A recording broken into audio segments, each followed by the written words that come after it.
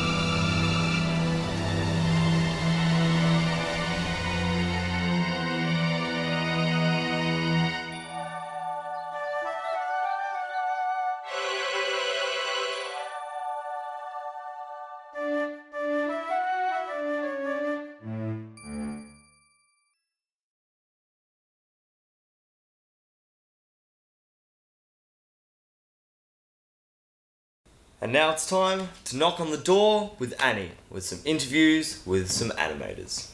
I'm just about to visit the animation company called Smart and Sheard. I'm about to talk to two animators who've been animating for a long time. That's Mark and Damien.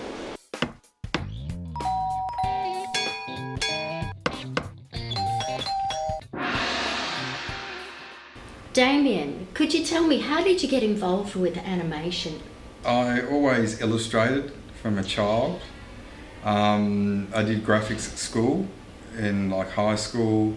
In the late 90s, I went for a course at Holmes Glen TAFE, which had multimedia in it and all that sort of stuff, and a bit of animation. And then a conference or a seminar of Richard Williams, a famous animator and director who did Who Framed Roger Rabbit and all that sort of stuff, came to Australia, and my teacher said, well, why don't you apply to see if you can go and as a student, help out. So I rang up and they said no. So I was pretty down, and then 10 minutes later they rang up and they said, we actually need a hand. And just by sheer fluke, I was his assistant. And then he looked at some of my drawings, and Walt Disney was in Sydney, and he said, look, I think you'd be good enough to have a go at becoming a trainee. So I applied at Walt Disney and I got in. And what about you, Mark? How did you start in animation? I always loved drawing as a kid, so I was always drawing heaps, and probably my first animating job was back in primary school, when I used to do little flip books and stuff. I used to sell them to the kids for pocket money around at school, so I could buy my lunches. Yes. And then in year 10 I did work experience with a company called Mickey Duck Animation with Peter Visca. And halfway through year 12 he called me up to start a traineeship working on the series Little Elvis Jones and the Truck Stoppers. which is a traditional hand-drawn TV series. I was one of 50 or more trainees working on that show, so just a assistant animator in betweener back then, and that ran for a year and a half, and then I was lucky enough that after that he called me up for a couple of other little jobs, and then I ended up working for him for the next 5 or 6 years. So primarily, what sort of business is it? What exactly do you do here? We do like a mixture of media type things. We do children's series animation, anything to do with the, illustration, storyboards for big productions, and anything that's sort of involved in, the creative type media. So when you get a brief, what's the first thing you do? What's your process of animation? We generally do a 3 process. You do your rough drawings, and you have at least 3 good options in there, and that's what you show your client. And when you say in 3s, what do you mean exactly by meaning, just say they want to picture a character of a cat, you'll do 3 different styles of cat to show them, and then they can pick which style they want to go for. Because there are so many different styles of drawing, so you could go anywhere. And then you refine that character down, and then you have your finished character, and then you go from the script to your storyboards. And we spend a lot of time doing our storyboards, getting our storyboards right, and doing our animatic after that, which is timing out your storyboard on the screen. And we do a lot of work on the animatic as well, getting that down to a T, so you've got to make sure that's perfect. It just saves a lot of time and effort down the track if your storyboard is perfect and on track. What advice would you have to young animators? What about you, Damien? What advice would you have? You really need to draw. You need to study movement. You really need to study a bit of film, about how film works, and because animation is, you're like an actor, and you need to study the movement and entertainment and all the classics. Another factor too is you need to sort of be positive and know that you're learning when you're starting out too.